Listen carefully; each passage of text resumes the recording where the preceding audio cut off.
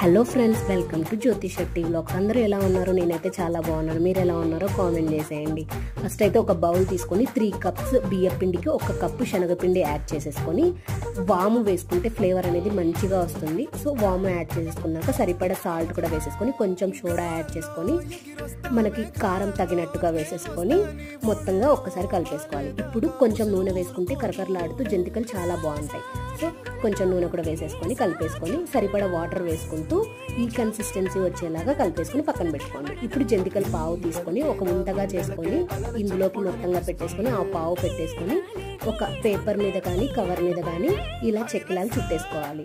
అప్పటికప్పుడు మనం నూనెలో వేస్తే ఆ శాకానికి మనకి కొంచెం పెయిన్గా అనిపిస్తుంది కాబట్టి ముందే మనం ఇలా చేసేసుకొని పక్కన పెట్టేసుకొని ఆయిల్ వేడెక్కాక ఇలా ఒక్కటొక్కటిగా వదులుతూ మంచిగా అటు ఇటు తిప్పుకుంటూ ఫ్రై చేసుకుంటే జంతికలు రెడీ. సబ్స్క్రైబ్ మరెన్నో వీడియోల కోసం.